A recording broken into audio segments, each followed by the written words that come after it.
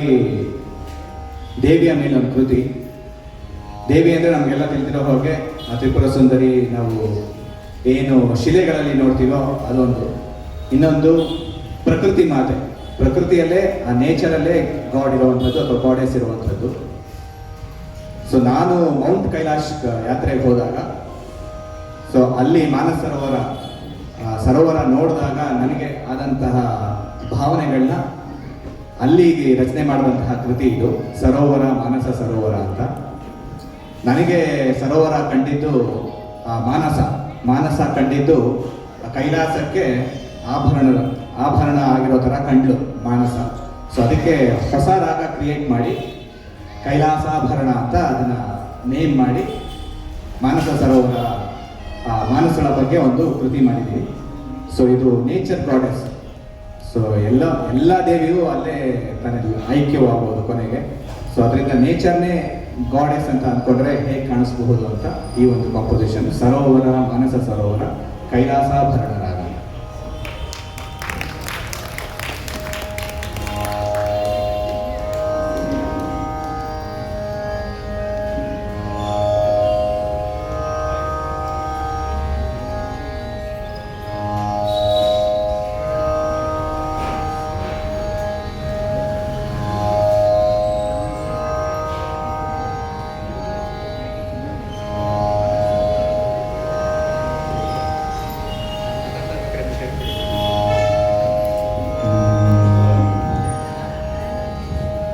So ಸಂಗೀತ ಬರೋರು ಕೆಲವರು ಇದ್ದೀರಾ, ಅದಕ್ಕೆ ಆರೋಹಣ ಅವರೋಹಣ ಅಂತ ಏನು ಅಂತಾನು ಹೇಳ್ಬಿಡ್ತೀನಿ.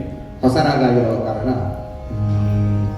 ಸರಿ ಗ ಪದ ನಿ ರ ಸ ಸರಿ ದ ಪ ಗ ರಿ ಸ ನಿ ದ ಪ ನಿ ರ ಸ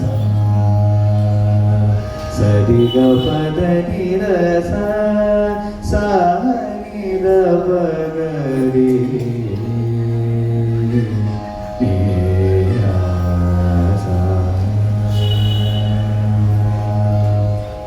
ಈ ಒಂದು ಕೃತಿನ ನಾನು ಅಲ್ಲೇ ಮೌಂಟ್ ಕೈಲಾಶ್ ಹೋದಾಗ ಹಾಡಿದಾಗ ಅಲ್ಲಿ ಒಬ್ಬರು ಕನ್ನಡದವರೇ ಗುರುಗಳು ಪಾಸ್ ಆಗ್ತಾ ಇದ್ರು. ಅವಾಗ ಬಂದ್ಬಿಟ್ಟು ಅವಾಗ ಕೇಳಿದ್ರು, ಏನಿದು ಹೊಸ ರಾಗ ಥರ ಇದೆಯಲ್ಲ ಅಂತ. ಅವ್ರು ಹೊಸ ರಾಗ ಕ್ರಿಯೇಟ್ ಮಾಡಿದ್ದೀನಿ, ಏನು ಆರೋಹಣ ಅವರೋಹಣ ಅಂತ ಇದು ಹೇಳಿದೆ. ಸರ್ ಈಗ ಬದಲಿದ ನೋಡಿ, ಮೌಂಟ್ ಕೈಲಾಶಲ್ಲಿ ಇದ್ದೀರಾ ನೀವು, ಪರ್ವತ ಏರಿಳಿತ ಹಿಂಗಿರುತ್ತಲ್ವಾ.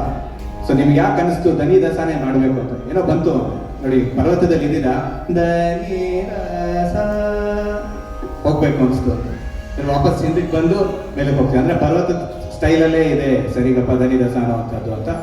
ಆ ಒಂದು ರೀತಿಯಲ್ಲಿ ಅದನ್ನು ಅವರು ಹೇಳಿ ಇಂಟರ್ಪ್ರಿಟ್ ಮಾಡಿ ಮುಂದಕ್ಕೆ ಹೋದರು. ನಾನು ಹಂಗೆ ಹಾಡ್ಬಿಟ್ಟು ವಾಪಸ್ ಬಂದೆ ಅಂತ ಇಟ್ಕೊಂಡು. ಸೊ ಈಗ ಕೈಲಾಸಾಭರಣದಲ್ಲಿ ಸರೋವರ, ಮಾನಸ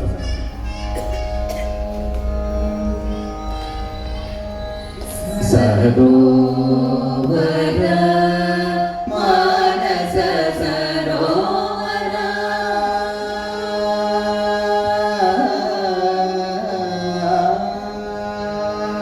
ಸರೋವರ ಮಾನಸ ಸರೋವರ ಸರೋವರ ಮಾನಸ ಸರೋವರ ಸರೋವರ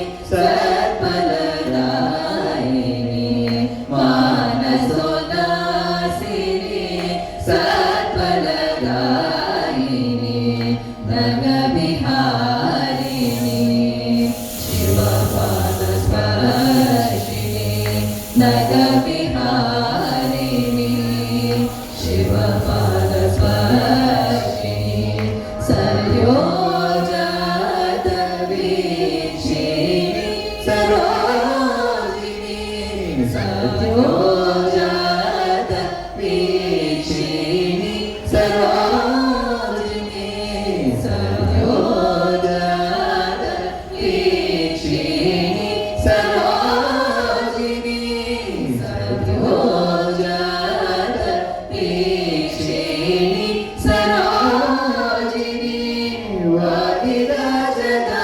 वादिराजदासगे नी संजीविनि वादिराजदासगे नी संजीविनि वादिराजदासगे नी संजीविनि वादिराजदासगे नी संजीविनि सरोवर मानस सरोवर नी